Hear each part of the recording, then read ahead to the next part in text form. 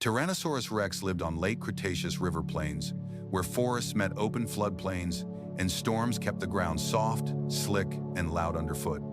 Its deep skull and thick neck were built to drive powerful bites, turning a headshake into leverage that could tear, hide, and crack hard bone. Instead of razor blades for slicing, its teeth were thick and rounded, like heavy spikes, designed to grip, puncture, and hold without snapping. Each step landed on 3 forward toes, leaving wide tracks in mud, while a long, stiff tail acted like a counterweight to keep the body balanced.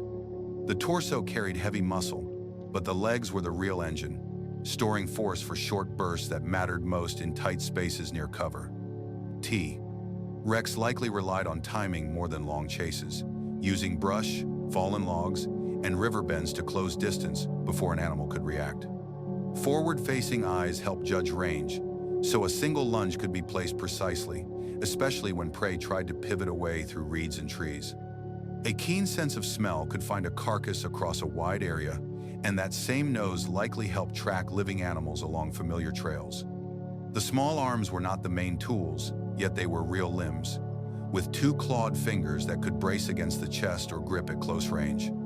The true weapons were the jaws, powered by thick jaw muscles and a strong skull, making even a partial bite a serious controlling hold. After a bite, head and neck movement could widen damage, and the teeth could reopen the same spot, working like a vise rather than a quick slash. Feeding was messy but efficient, with strong teeth handling tough tissue and a skull built to withstand stress that would injure lighter predators. Scars and healed marks on the face would not be surprising in such an animal, because close-range contests and risky feeding moments were unavoidable. When another large animal approached, posture and presence could decide the outcome, since a confident advance might be enough to claim a meal. Not every meal had to be hunted from scratch, and an opportunistic approach would fit an animal that could dominate a carcass once it arrived. On the floodplain, sound carried through trees and over water, so heavy footfalls and snapping branches could reveal movement long before it appeared.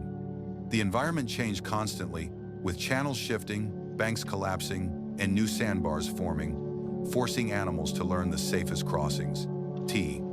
Rex feet had to manage slippery clay and uneven roots, so stability mattered, and the tail kept the center of mass from pitching forward.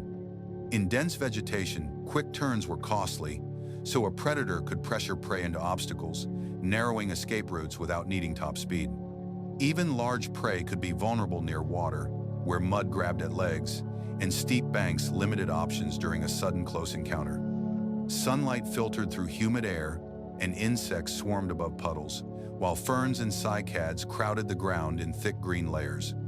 After rain, prints filled with water and leaves, but fresh tracks still told a story, showing direction, weight, and the pace of travel. A patient predator could read that story, choosing when to follow and when to wait, letting the landscape do part of the work. Young individuals would have faced different risks than adults, needing caution around larger animals and relying on cover more often. As it grew, the body plan shifted toward brute control, where size and bite strength created a kind of authority over space and resources.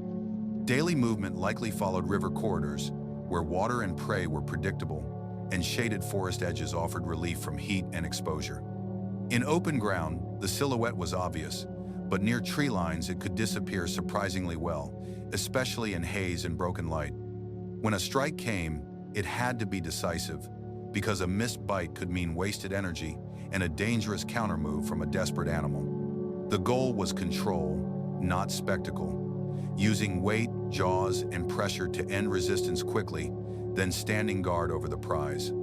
Carrion would attract smaller scavengers, but few would challenge a full-grown T-Rex for long, especially when the head swung their way. Over time, repeated routes would leave worn paths through vegetation, marked by broken stems, scraped bark, and flattened grasses.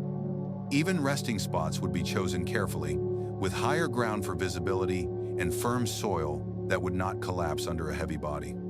Even in calm weather, the air smelled of wet plants and mud, and every breeze carried information, turning the floodplain into a map of scent. In this world of water, mud, and thick forests, Tyrannosaurus rex stayed on top through strength, sharp senses, and smart use of terrain. It did not need to be everywhere at once. It needed to be enough, arriving at the right moment and being impossible to ignore when it did.